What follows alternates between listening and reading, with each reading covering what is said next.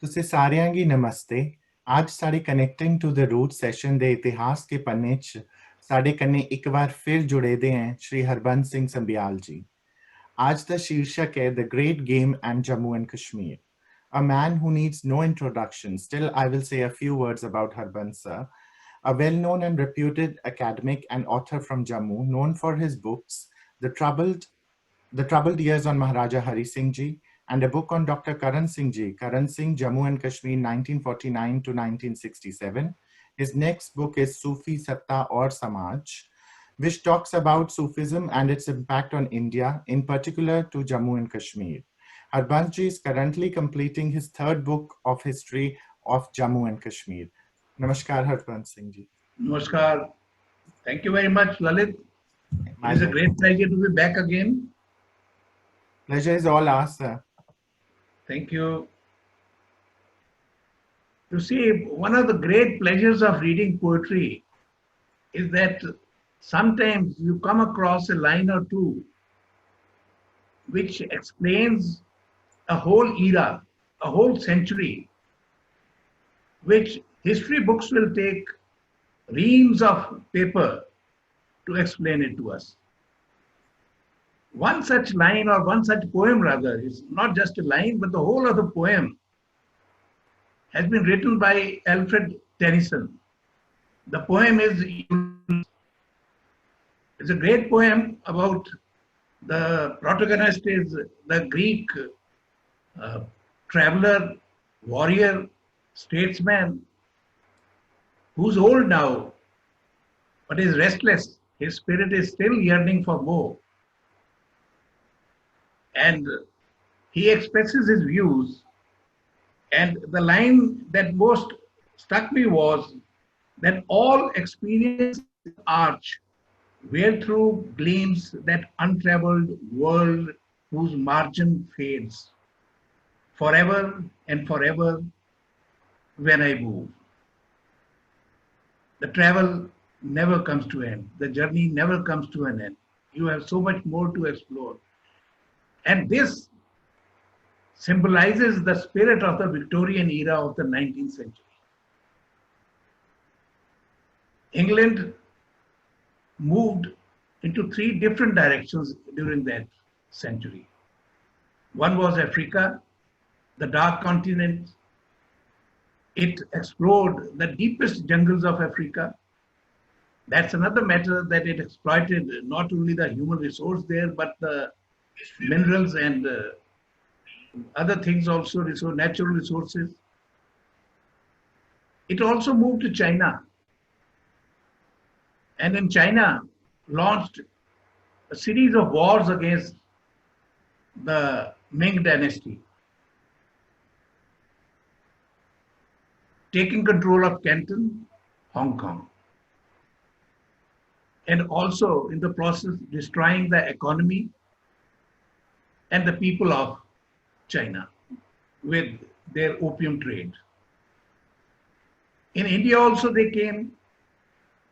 By cultivating indigo, they destroyed the natural cultivated crops of our country. And then they looted left and right. The textile industry, which was the backbone of Indian economy, that too was destroyed. And then gradually, two things happened. The British capital, the East Indian capital, was in Calcutta, now Kolkata. The British started moving from that eastern part of India towards the northwest. And they moved right up to the Himalayas, mountains, Kabul. They fought wars in Kabul. But at that very point of time, Russia, a late comer to the game of imperialism, it started from the west, from the north, and moved towards east, southeast rather, of its own empire.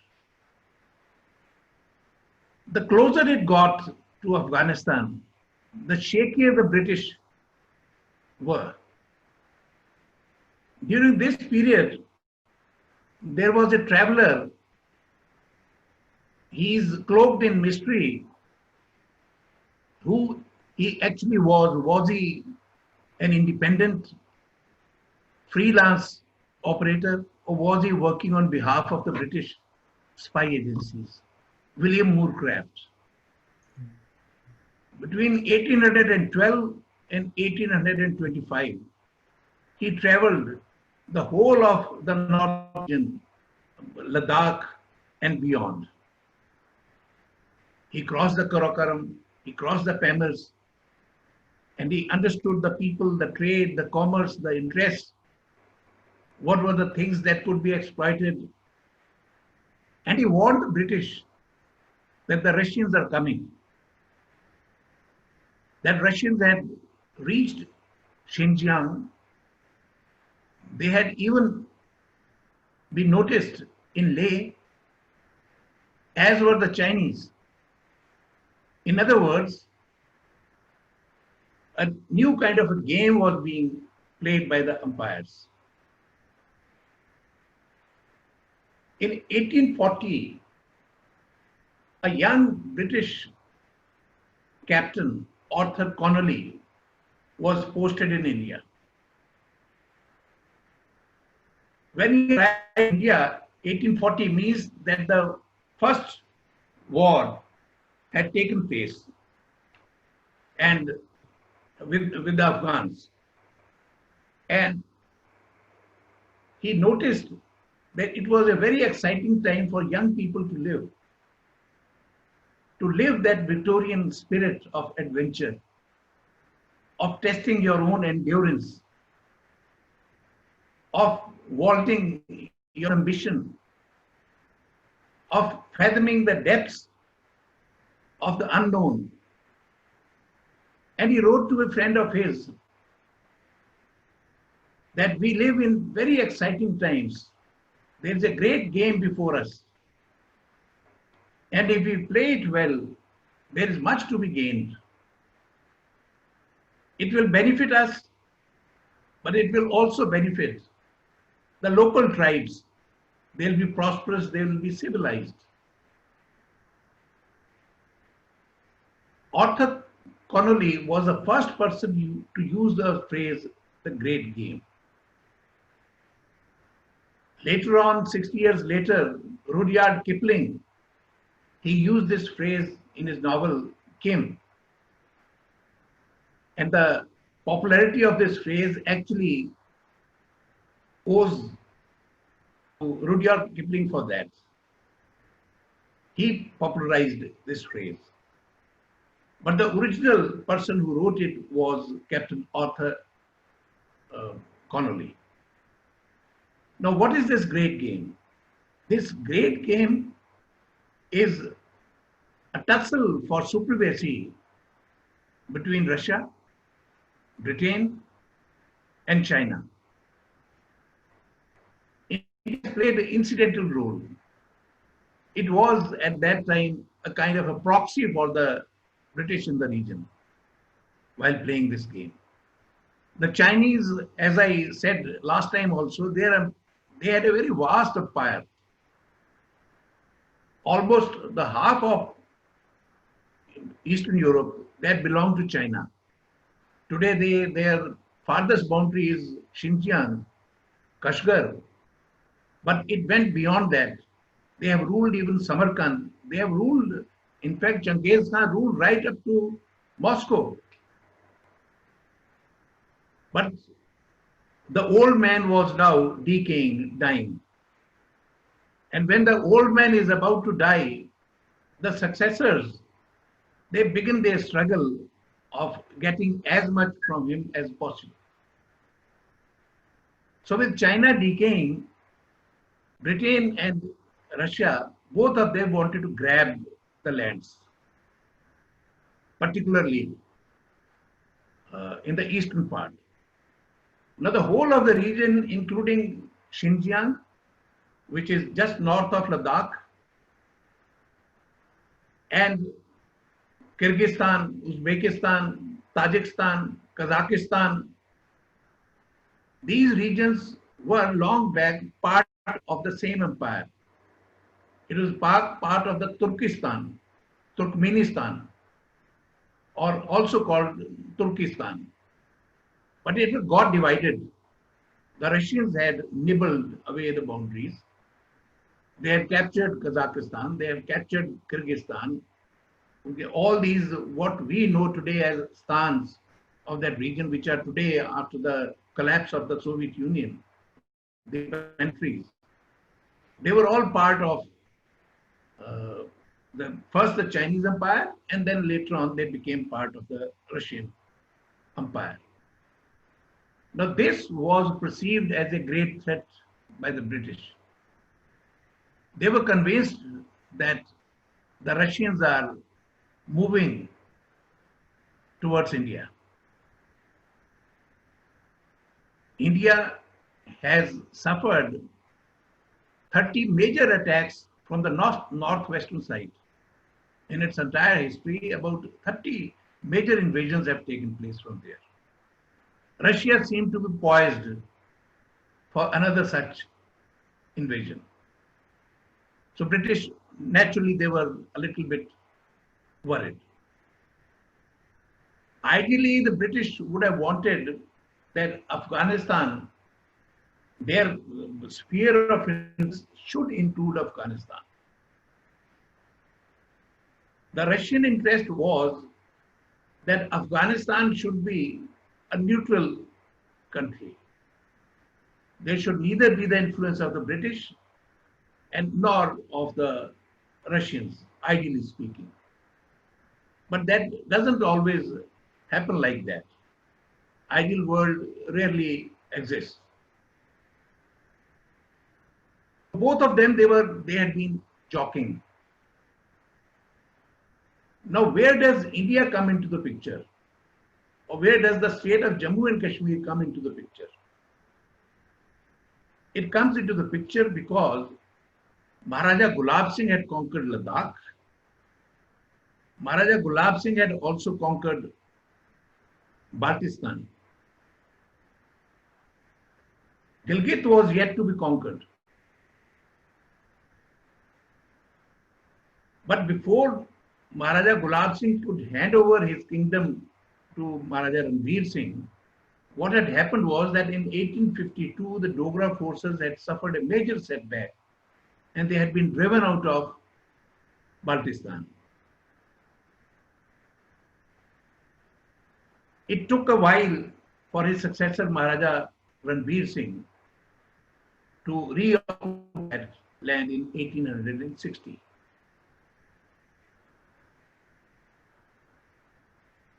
British, as we saw last time also, one of the reasons for pitching in favor of Maharaja Gulab Singh was that they did not want to exert directly their resources into the defense of these borders, and they hoped that a strong, friendly king of this region would do the same work which they would have to do themselves and spend a lot of money.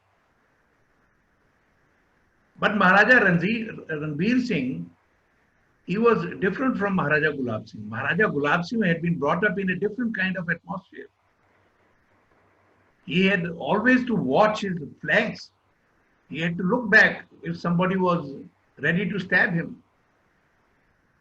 When Maharaja Ranveer Singh became the king, he was a secure person. There was no threat to his kingdom or his life as such. So he pursued his own policies, independent policies, so that his interests are served. And what were his interests? His interests were trade, commerce, and influence.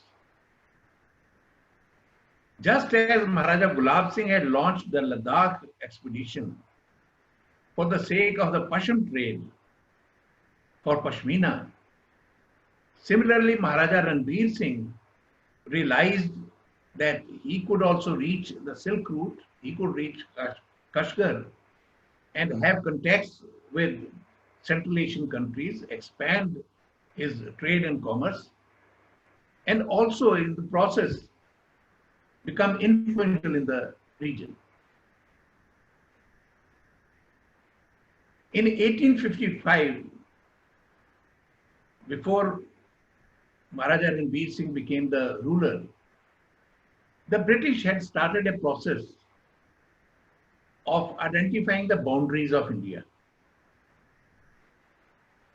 It was called trigonometrical exercise, mapping of India, and they completed it, the exercise, almost the whole of it, except for the eastern Ladakh,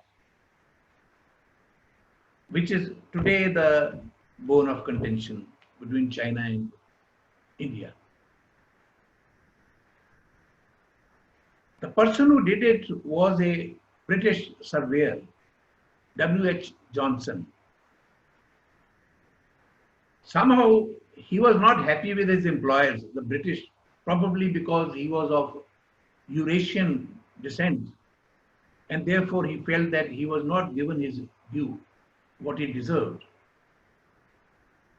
So as a result, when he came in contact with Maharaja Ranbir Singh while doing this exercise of identifying the boundary, he somehow got attached to Maharaja Ranbir Singh, and on his behalf, he undertook journey from Leh across the Karakoram, but on a new route. That route took him to Yarkand, Kashgar, and Hotan. So this was a new route. The British did not know of it. Few people knew about it. It was a safer route.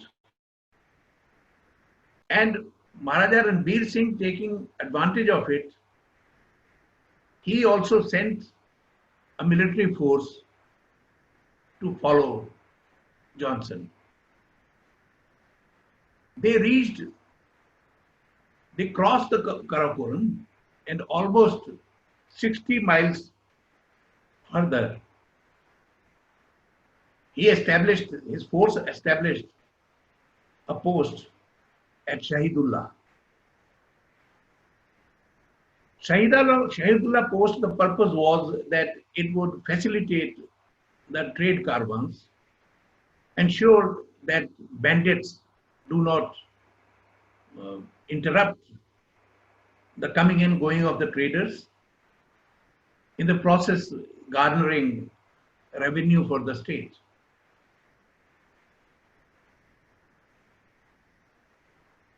British, when they got to know of it, they realized that something wrong had happened. That Maharaja Ranbir Singh had extended his boundaries. He had extended his boundaries to include extra 21,000 square miles of area towards the north of Karakoram. Since the Chinese were weak, he was able to move forward, and hence he could incorporate all that land. Now this got the British worried for two reasons. One was that the Chinese emperor is not going to like it, and it will also be an invitation to the Russians to move forward. Because if the British can cross the Karakoram, then the Russians can also cross the Pamirs and come closer towards Kashgar. So a new kind of challenge was about to emerge, and the British got worried. Their supply lines, logistics were too far behind, and they knew that it was not possible for them to fight a war in such remote. So they prevailed upon Maharaja Ranbir Singh to abandon the Shahidullah post. In the meantime, this region was being consolidated by the Russians. By all accounts, it appears that the Russians have been the masters of the art of quietly functioning. They don't make noises, they are persistent, and quietly they try to influence everything. Their influence had in fact reached Kashgar also. But in 1867, a change took place. In the Kashgar region,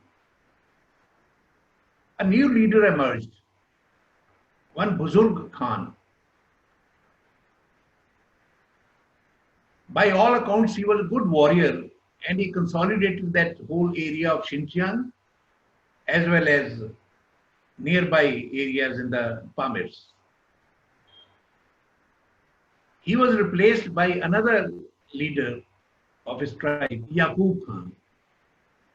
Yaqub Khan turns out to be, not only was he a good warrior, he was a good organizer, good administrator too, and a strong one. The result was even the Russians stayed back, and the Chinese, whose empire had been nibbled by Yaqub Khan, they also felt helpless. But Chinese are a great one at one thing. They change, but they revert back to what they were. They have a 13th century novel, The Romance of the Empire. And the bottom line of that whole book is that the empire disintegrates only to unite. Then it again disintegrates. It unites to disintegrate again. So this is a process which has been going on for the past 4,000 years. One should not take Chinese lightly. We are very proud of saying that we are one of the oldest civilizations. Chinese is no less old. And they are superior in one way, I must concede. Their language is the same. Their script is the same. Anyone who knows a smattering of Mandarin, he can read the books that were written 3,000 years ago. So they have been constant there. We have not been constant. Our language has continuously changed. Our script has changed. So Chinese, when they say that our empire unites to disintegrate and disintegrates to unite, this process goes on. Yaqub Khan's death gave them an opportunity. By then, they had recovered. They had been weakened by the Opium Wars, and then there had been an internal rebellion also within the mainland China. But by 1878, they had fully recovered and they gained control of the whole of Xinjiang. Xinjiang has ever since then been a very integral part of the Chinese empire. For the past so many years now, since 1868, there has been no change in that, particularly in that area. This kept the Russians at bay. This also kept the Indians at bay. And Ladakh also became quiet. The only problem that remained there was that the map which Johnson had drawn and the map which included extra 25,000 square miles of area, which includes the Saichen also, that was in that map. A map which was repudiated by the British, rejected by the British. But for some strange reason, nobody knows why, but that map has got into the official files. It has remained part of the official version. that this is the area, these are the boundaries of Jammu and Kashmir. And these boundaries of Jammu and Kashmir include Aksai Chin right up to Shahidullah. The conflict between India and China is this. We had a treaty with China in 1842, but the treaty simply mentioned that both Tibet and Ladakh will recognize the traditional boundary between them. Now, what those traditional boundaries are, they were never specified. No line was demarcated. And in mountains, what happens is that borders are always porous. Number one, the watershed keeps changing in the sense that the rivers of that watershed, they change their course. So sometimes a kilometer this way or a kilometer that way, it will move, and the border will also accordingly change. And most of the local battles or wars, they have been over the grazing rights. That who's going to use that land for grazing their herds? That problem has remained. It was always there, it has remained, it was never resolved in the past, and it has not been resolved even today.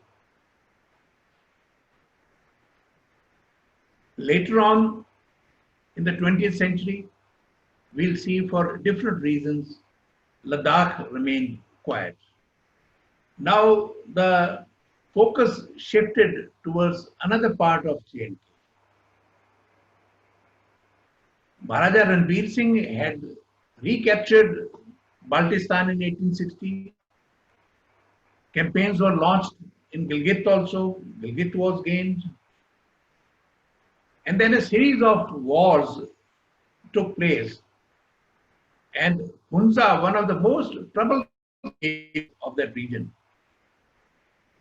Hunza, Chitral, Nagar, they also became part of the J&K state.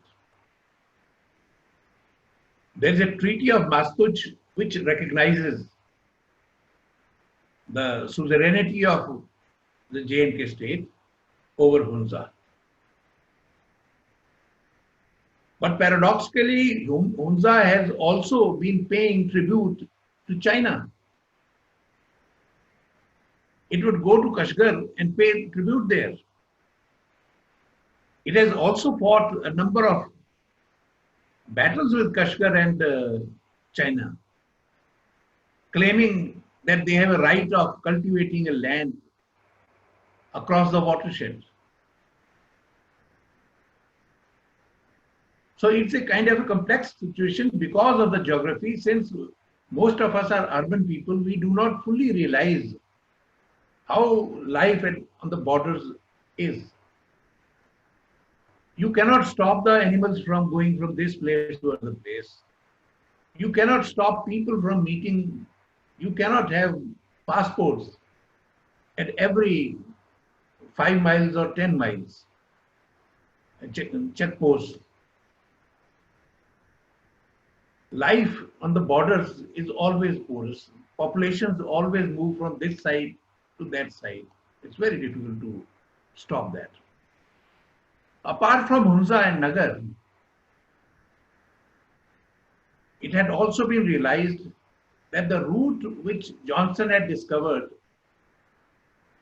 and over which Maharaja Ranbir Singh had sent his garrison to man the Shahidullah post, that route turned out to be unproductive. The result was that in a treaty with Britain, J&K state and Great Britain, they agreed that the old Karakoram route from Ladakh, Leh, would be followed and it will be maintained by both they would have joint commissioners, one British, one from the state, to look after the affairs of that highway. But better route was from Gilgit to Kashgar, over the Mintaka and the Kunjreb passes.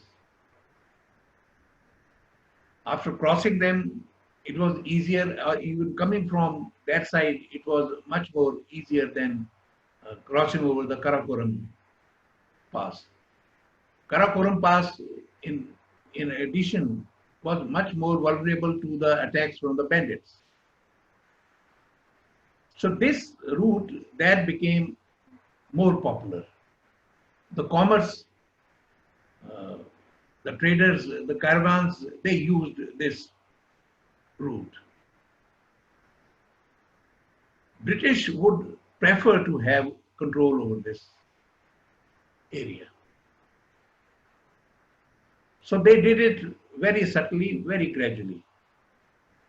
The first attempt was when this Hunza and Chitral, they revolted. They rebelled, and the combined forces of Britain and J&K state, they went there. But what kind of combined forces that was, you can guess. The strength was 1,000. Of the 1,600 were Dogras and 4,400 were the British. That means the British Indians. So much of the bulk or the brunt that fell on the Dogra forces. Soon thereafter, they prevailed upon Maharaja Pratap Singh. Maharaja Ranveer Singh's period, I'm skipping over because I'm trying to focus only on the great game and not other things, except I would like to mention one thing, that there has been only one blot on the whole rule of Maharaja Ranveer Singh, and that was the famine of 1877-78 in Kashmir. That was a big failure because it had never happened in the Dogra history. Dogras had always been prepared for such emergencies, but that one time they failed. But otherwise, he gave a very stable government. The whole of the state that became much more peaceful, progressive, and economic and socio-economic changes, they also accelerated.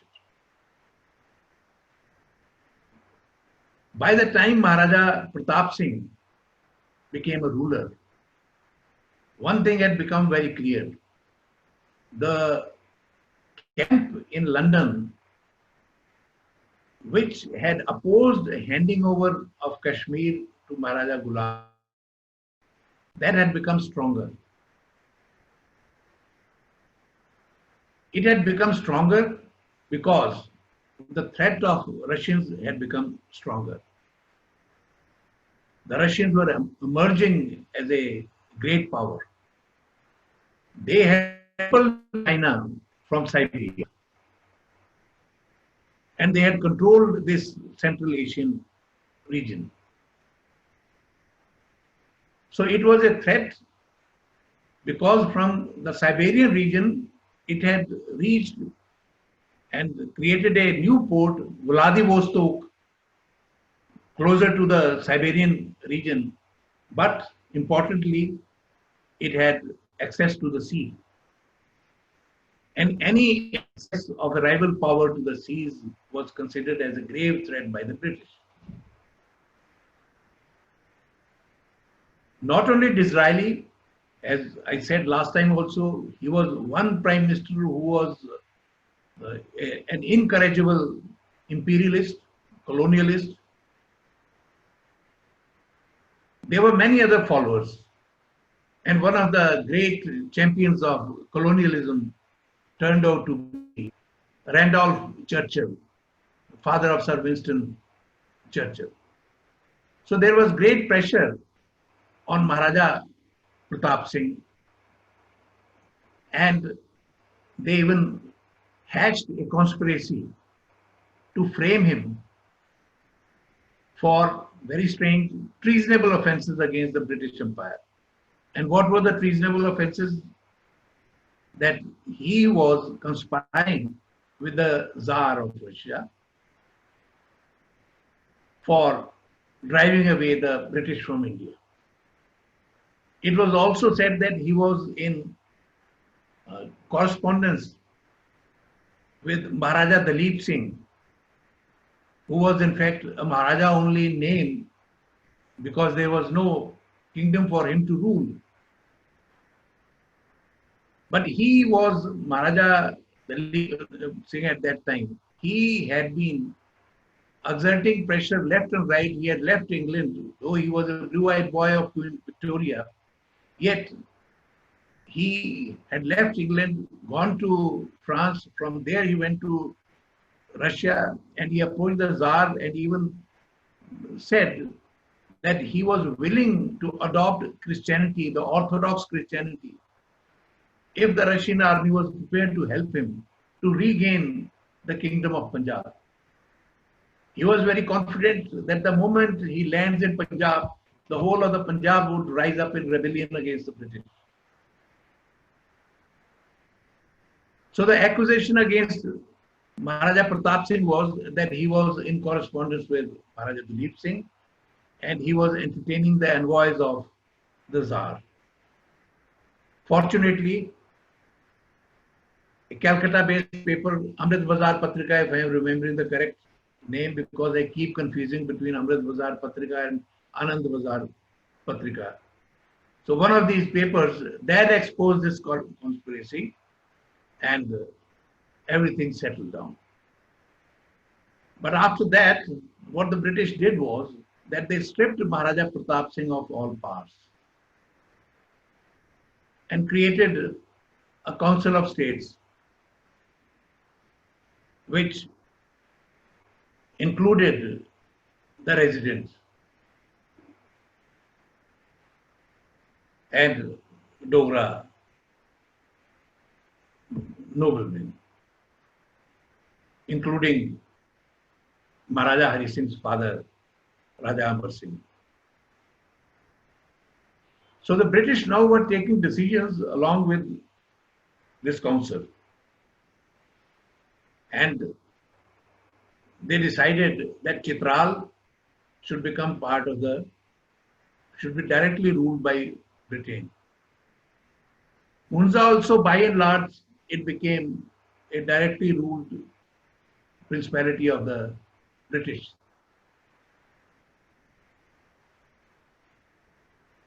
Why this was allowed, that is not very clear, but we can just guess that the state was in no position, the king was in no position, nor was the Council of State in any position to oppose the pressure of the British.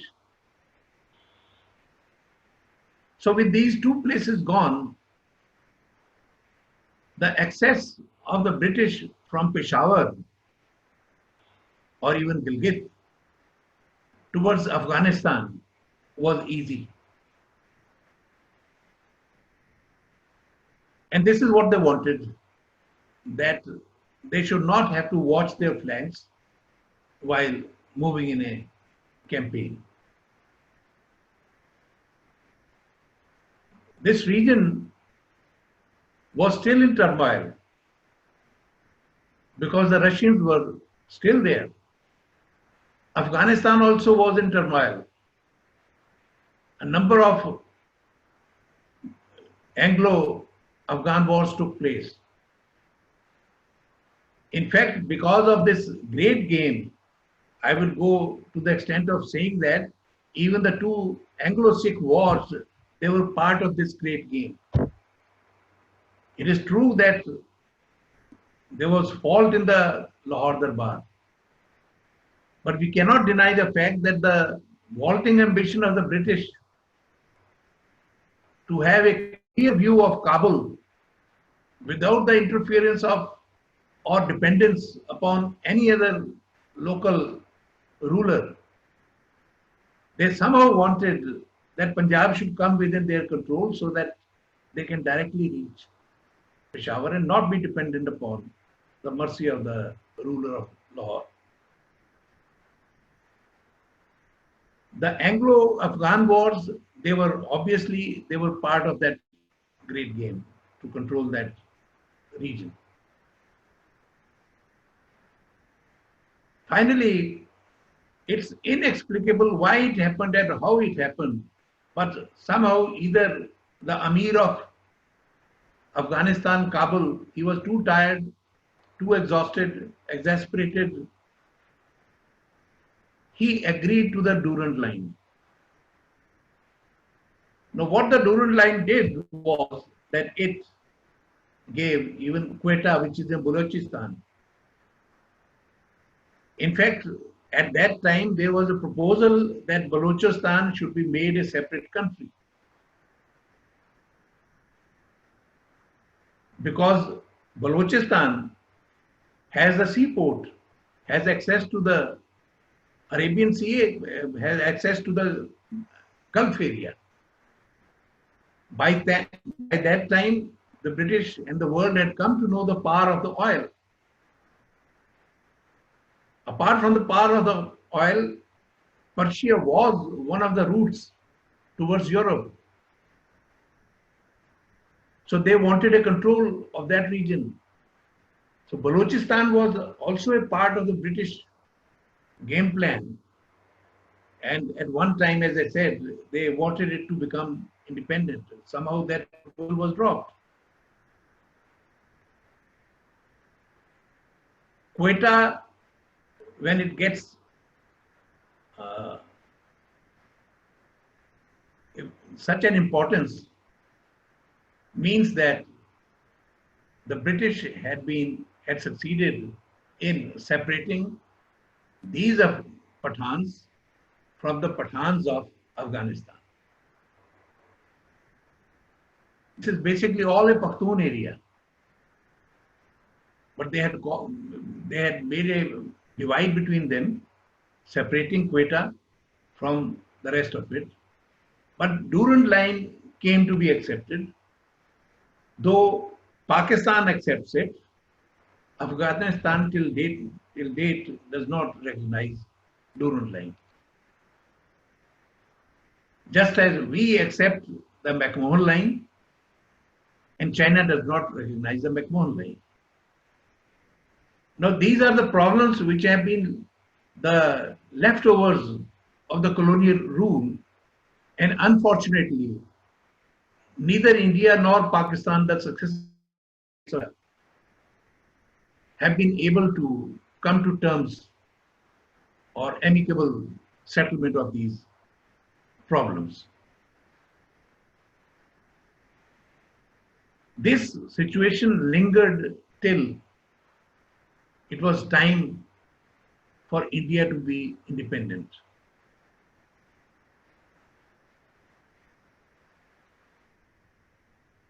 Congress had not cooperated with the British during the Second World War. On the other hand, the Muslim League had cooperated with the British government. Almost 70% of the fighting force was provided from the Northwest region. And Indian Army did play a very impressive and major role in the victory during the Second World War, particularly in African campaigns as well as the Burmese Asian campaigns. Obviously, the British were now inclined towards the Muslims. The situation had changed from 1857. In 1857, the British were inclined towards the Hindu rulers, because most of the rebels of 1857, they were Muslims.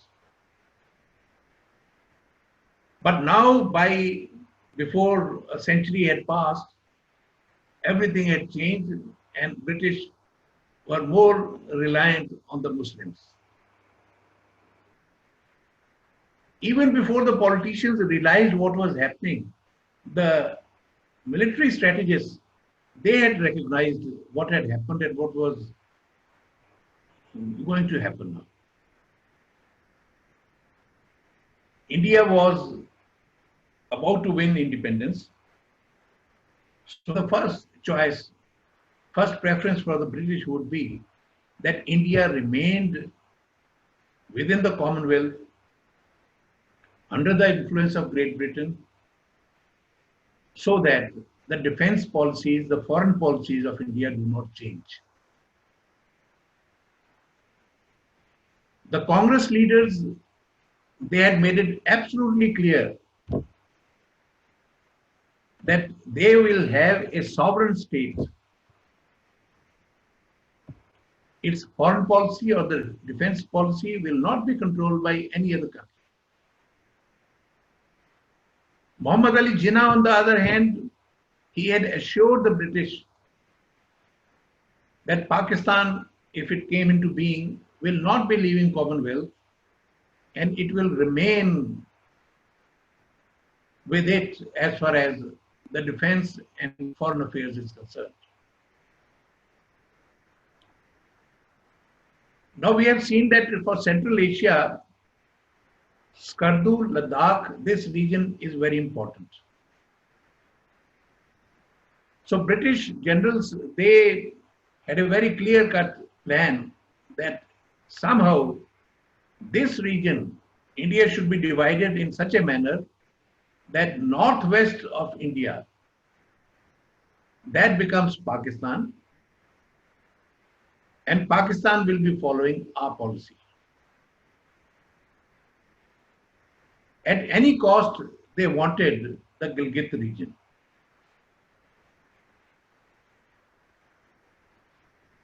Unfortunately, what we did was, our leaders did not realize these geostrategic games. They were so full of enthusiasm for independence and the thought that we'll be formulating our own policies for our social economic development and bringing about justice, bringing reforms, land reforms particularly. That was the main agenda. Geostrategy was the last thing on their minds. When partition took place, or rather it was about to take place, it was very clear that very few British officers were prepared to serve in India.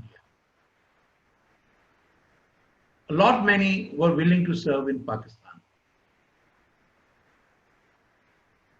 Pakistan's first Commander-in-Chief, General Douglas Gracie,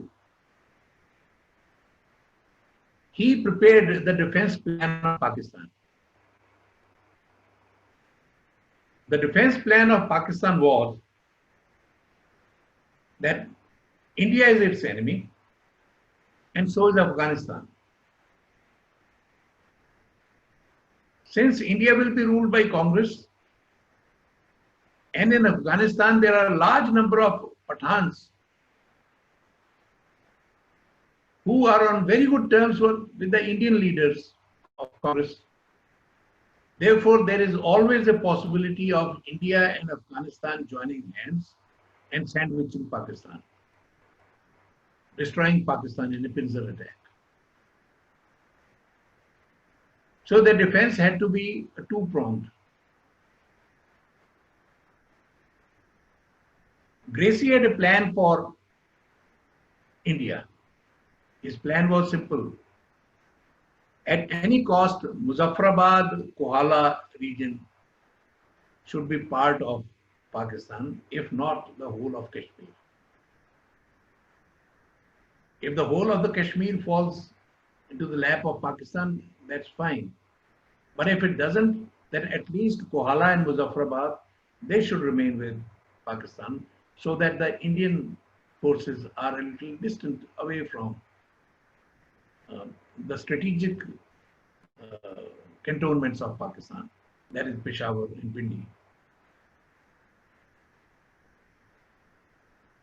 But they had another plan.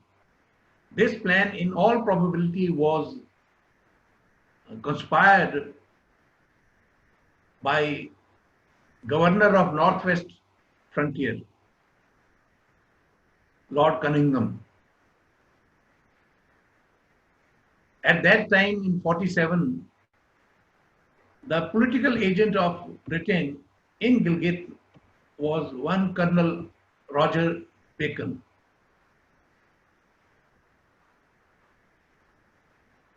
Roger Bacon, it was very clear that when the Gilgit lease is over and Maharaja gets back Gilgit, he will not have a British governor there. He would have his own man.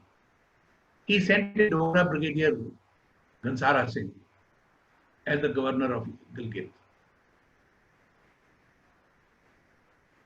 He replaced Bacon, that is, the office of the political agent was abolished, and its place the governor took over. Bacon, very interestingly, Bacon was sent to Peshawar, from where he could oversee what is happening in Gilgit. And the Governor General of Northwest Frontier was Lord Cunningham, who was convinced that this region has to be with Pakistan, otherwise the interests of Britain will suffer, because Soviet Russia will be closing in. Now we can concede that whatever this happened, it just happened that nobody conspired. And it happened in a very casual and natural manner. But what happened was that at that time there was another very intrepid British officer, Major Brown, William Brown. He was with the Gilgit Scouts, tasked with the defense of Gilgit, looking after the borders, a very well-trained special force. He believed that he was the modern day Lawrence. Just as Lawrence was to Arabia, he thought he was to Gilgit. He had some natural affinity with the local people, the local culture, etc. I can concede that. But Colonel Bacon made it very clear to him. This is a book, Gilgit Rebellion. This is written based on the diaries of William Brown. And he writes in this book that he met Colonel Bacon in Peshawar in a mess. Over a drink, they conversed, and Bacon asked him that would he like to take another assignment with Gilgit Scouts, but not as a regular commissioned officer, but as a mercenary, because this is what is going to happen, that on 1st of August 47, Gilgit will be transferred back to the Jammu and Kashmir state, and the new governor will be taking over. So if you want to work with Gilgit Scouts, then you will have to resign from the commission so that you are an independent person working for the Maharaja on some private contract. So this is what he has written in the book. But you can read in between the lines that there has to be conspiracy, that why he wanted it. It was soon very clear. As soon as Brigadier Ghansara Singh landed there, it was obvious that there was a hostile atmosphere everywhere. When the rebellion took place, Brown took lead in the rebellion. And that rebellion, he had the help of his junior Captain Matheson. Both of them led the Gilgit Scouts to unfurl the Pakistani flag in Gilgit. Next day, they also sent the telegram that we have acceded to Pakistan, and the Pakistani agent came and he took charge of it. Gilgit was conveniently taken over by Pakistan, and I'm certain, after reading so many books and even after his William Brown's account, that Cunningham, Bacon, and Brown, they were part of this place. Many British historians say that it was not a conspiracy, it was an independent act. Then the question is, then if it was an independent act, then why on the New Year Eve of 1948, the King's Order of British Empire was given to William Brown? And it is written that for unspecified contribution. So what that contribution is for which he is being awarded the Order of the British Empire, nobody knows. But obviously, the people who have suffered, the state which has suffered, they ought to make a very intelligent guess and conclude rightly that it was part of the conspiracy and William Brown was responsible for this rebellion and the handing over of Gilgit to Pakistan. Now with Gilgit handed over, Peshawar already with Pakistan, the purpose of British Empire was served. The purpose was that if they have to attack Soviet Union, then they should have the airfields close by. These were the areas which were closest to the Ural Mountains. And northwest frontier with Pakistan meant that much of the fighting force too could be recruited from that region. Now this is not far-fetched because we know that when the Soviets invaded Afghanistan, the people who fought the Soviets in Afghanistan were mostly recruited from the northwest frontier area of Pakistan. You can make intelligent guesses of what it will happen, how things will turn out in the future. They may not turn out exactly like that, but something like that happens. The British had planned for an invasion on Soviet Union or defense of their own land, interests in Persian Gulf, but it happened in a different way. The Soviets invaded Afghanistan. And this is a theory which they had been propounding for the past 150 years, which came true in 1979. This part of the great game is over. Now, today, what happens is, the situation is that Pakistan is the pivot of the geostrategic region. Now, pivot, as we know, pivot in itself is nothing. It has no power of its own. It cannot function independently. It can only be used by others for a particular goal. Pakistan has that bargaining power. It can allow other people to use this region, or it can disallow them. It will allow only if it serves their interest also. If they get something in return, they'll do that. Now, this was a handle which we had, or we would have had if we had retained Gilgit and Skardu. And we both lost. Gilgit, there is another book of K. Narendra Singh, The Great Game. In that book, he says that at one point of time, the Indians tried to attack the airdropping from Peshawar to Gilgit.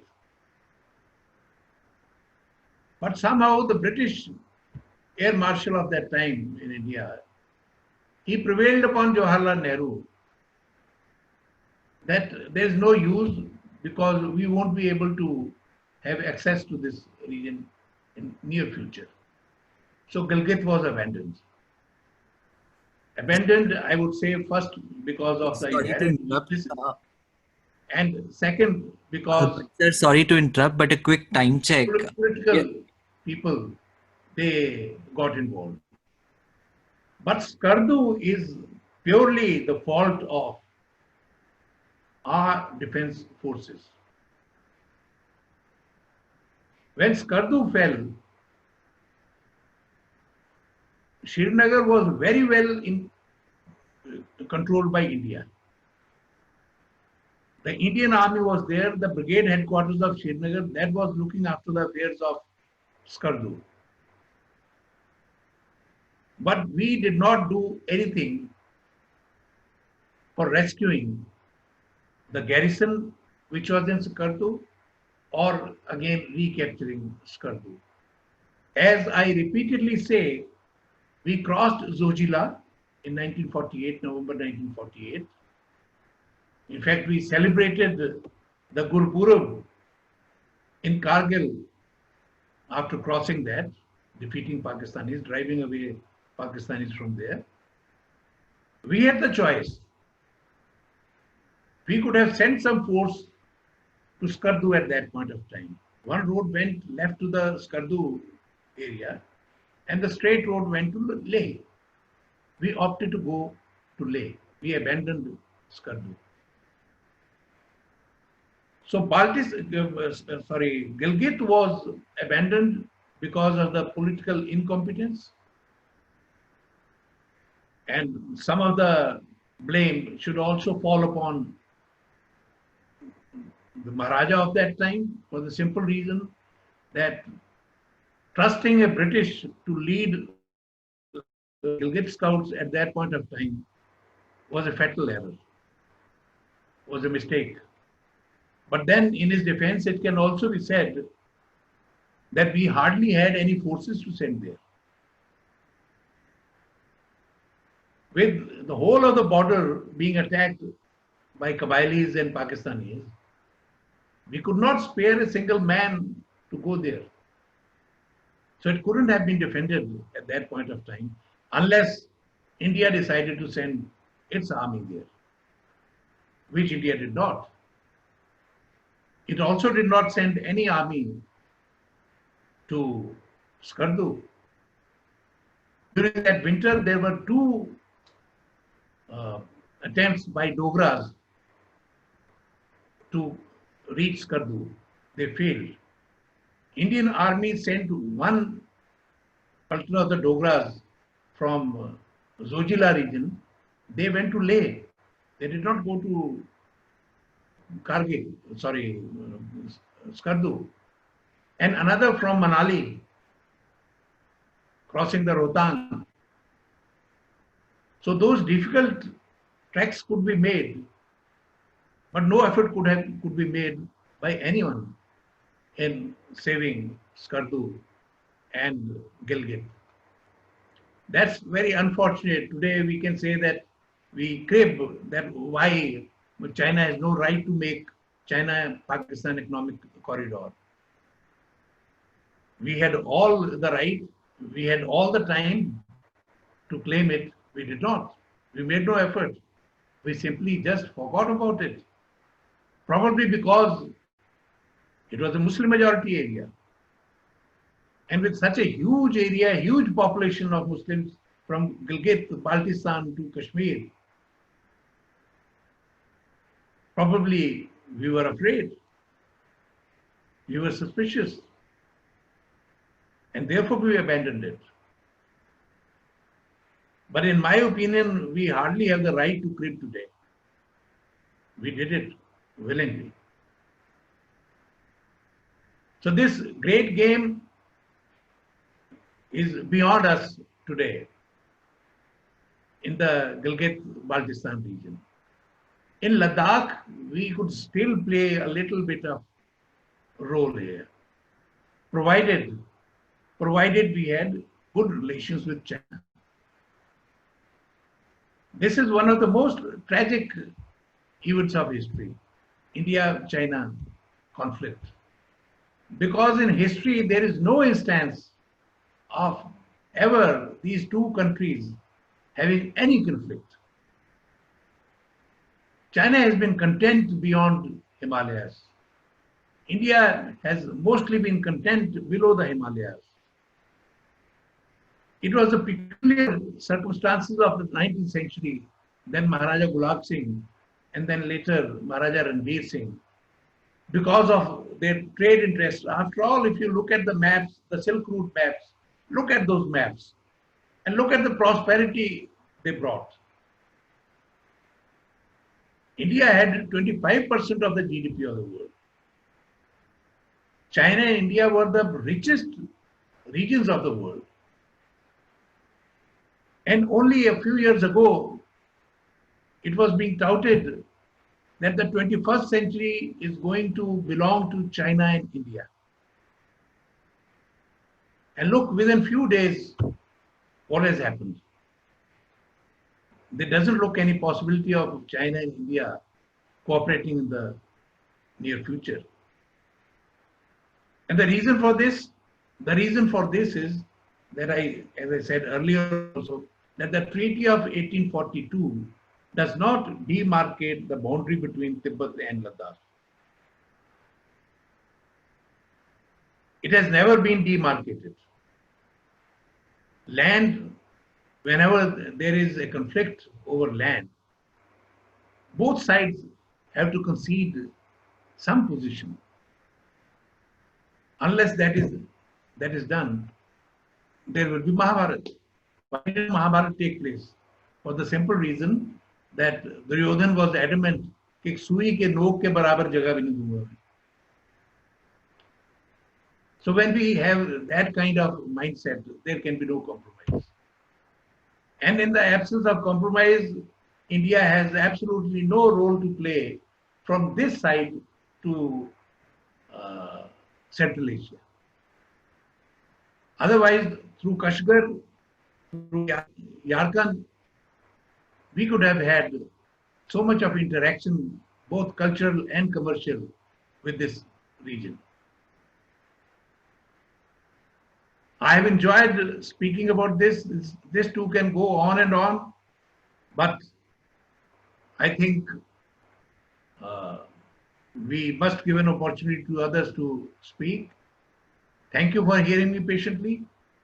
Thanks again, and my gratitude to International Dogra Society for hosting me and this kind of series. Thank you. Thank you so much, sir. It was a very informative session.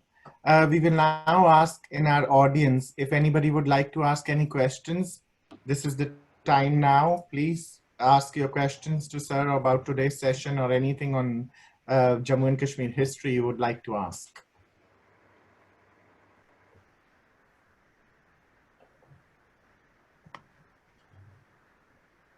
Nakul, are you able to check if there's any questions in the chat? I think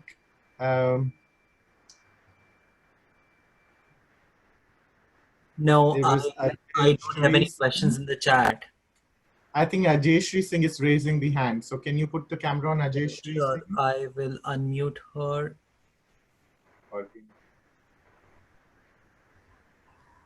Ajayshri, you are unmuted. You can ask your question. Good evening, sir. Good evening. Sir, I am actually a PhD scholar. I'm from Jammu University, History Department. And Yeah. I'm doing my research on military history of J&K. Okay. Yeah, 1885 to 1947.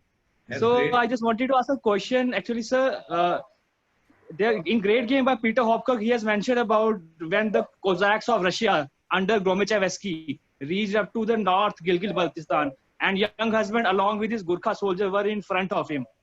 So the situation diffused at that time. It does not extended beyond in a fight. But after that, that what do you think that was the peak of their hostility between the both of two,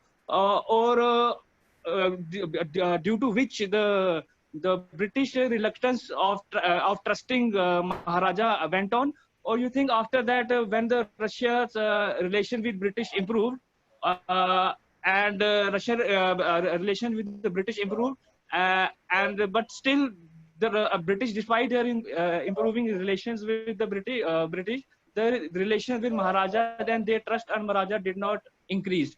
What do you think was the reason behind that? You see, you have chosen a very interesting era for your study, and I wish you all the best. But you must have come across one of the phrases. I used only the phrase "the great game," popularized by Rudyard Kipling, but actually authored by Arthur Connolly. A Russian ambassador, a diplomat, I'm forgetting his name, probably Trotsky or something like that. He used to say that this is the battle of the shadows. They never fought directly, the British and the Russians. There was always some power in between them. They were fencing around, and as you say that young husband and the Cossacks, they came face to face. Everybody was trying to, how do you climb a tree? If you have ever climbed a tree, you'll know that when you climb a tree, you put your foot on the branch. You do not suddenly put all your weight on the branch.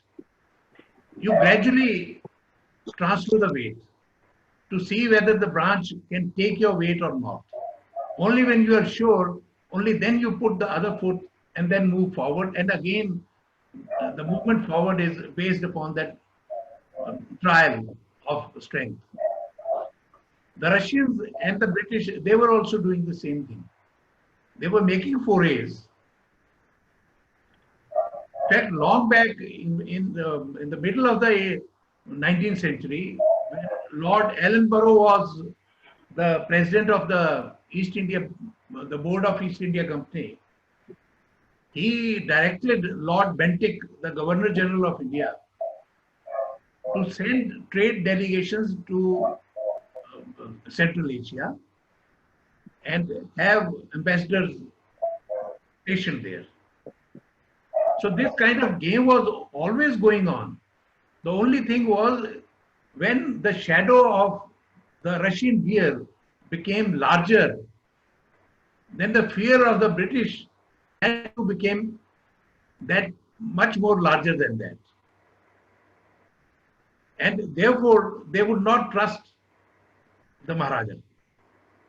They would not trust any local body. You see, they were racial people. We must not forget this fact, that racism does play a part in these things. How do you judge a people? You have certain characteristics attributed to certain people on the basis of ethnicity and race. And they immediately come into play. The British never trusted the local Maharajas. So the primary difference was this of trust. And I don't blame the British. This happens all over the world. In diplomacy, nobody trusts anybody. Everybody would like to have a direct access to somebody or something, any situation. I hope that answers your question, and I have all the best. This is a very good topic you have chosen. Thank you, sir. I'll be glad to follow your progress. Yeah, definitely, sir. I also want to meet you one day. I'm University of somewhere place. Yes. Okay. Thank you, Ajay Shri. Any other question before we close down the session? I think Priyanka would like to make one. Yeah.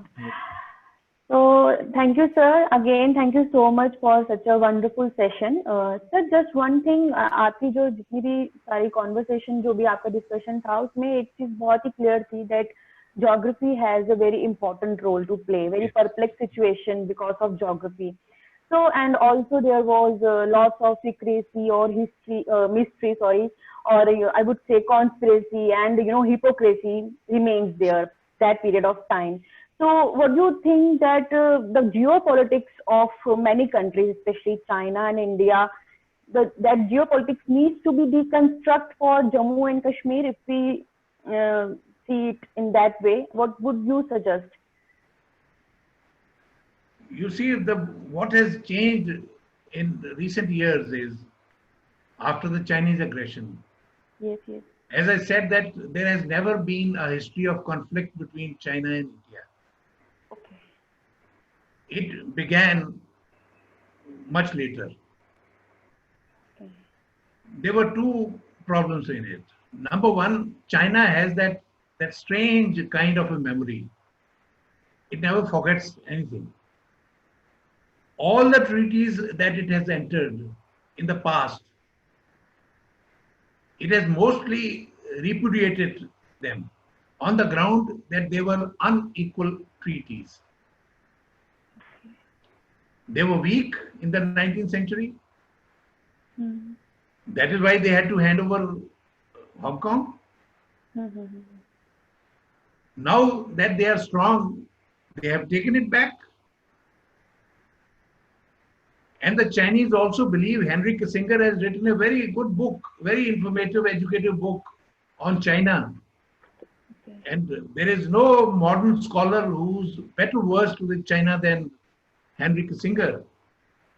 And we know that he is one person who changed the whole global situation because of opening up to China.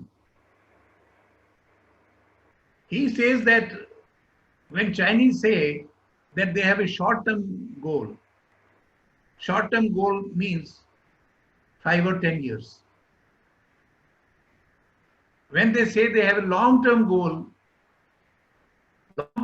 means 50 to 100 years. So this is how their collective memory works. With India, the problem with India, nobody should take it otherwise. I'll narrate a very interesting incident of 1960. In 1960, Zhou Enlai, the premier of China, he was to come to India, and people asked him that, why are you going there? Okay. Are you going to discuss the border issue? He said that we have discussed the border issue a number of times. I'm going there to settle the border issue. So he made a distinction between discussing border issue and settling a border issue. So the proposal that he brought to Jawaharlal Nehru at that time was that give us Aksai Chin and you can take Arunachal Pradesh.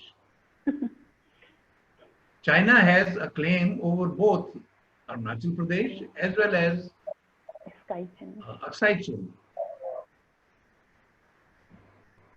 Now, I believe that Nehru was inclined to accepting this offer. And in the parliament, he said that. At that time, the Prime Minister invariably used to keep the parliament in confidence. Whatever change was taking place, whatever conversation was taking place, would be discussed in the parliament. He would inform the parliament that this is what has happened. So he made trying to build up the background, he said that this is a region which does not grow even a blade of grass. What he was trying to say was that if we barter away Aksai Chin and get Arunachal Pradesh, it's not a bad bargain. This is what he meant to say. There was another Congress MP, Mahavir Tyagi, old-fashioned congressman, cap on his head. He was absolutely bald. So he took off his cap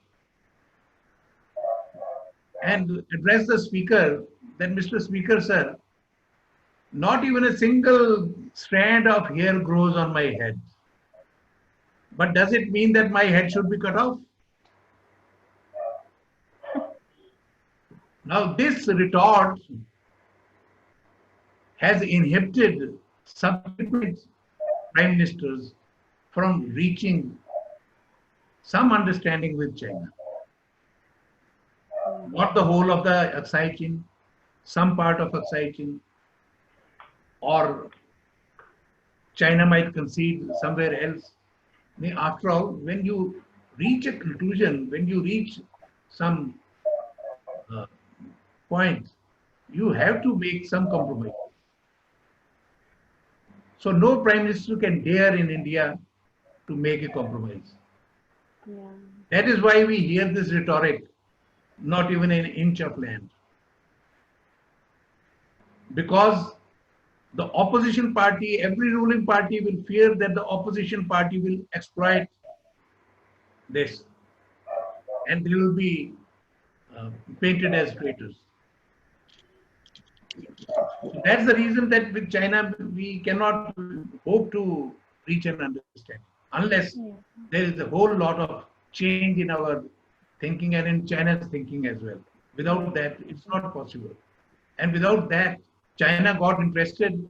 Now it says that it has taken Jammu and Kashmir also. Oh my God. Since Kashmir is part of Jammu and Ladakh was part of Jammu and Kashmir, if a status is changed there, then it is a radical status change. Forgetting that when Baltistan is annexed by Pakistan, that too is the status change. Baltistan was as much part of J&K state. Gilgit was as much part of J&K state as Ladakh was. Okay. Definitely, sir. So this is a very complex kind of a thing. I don't foresee in near future any compromise or solution being offered to us. Thank you, sir, for clarifying. Lalit, you're on mute. Thank you, sir. Unfortunately, due to lack of time, we'll have to end this session here. But I think there is somebody who wants to ask another question. Would you like to leave us on the chat, and we'll forward it to sir, and we'll get your answer. Thank you so much for another insightful session today. For everybody who's attending, next Saturday we will be back to know more about our history. This will continue for a few Saturdays till we know more about Jammu and Kashmir's history. Thank you, Harbans sir. Thank you. Thank you, sir. Thank you, sir.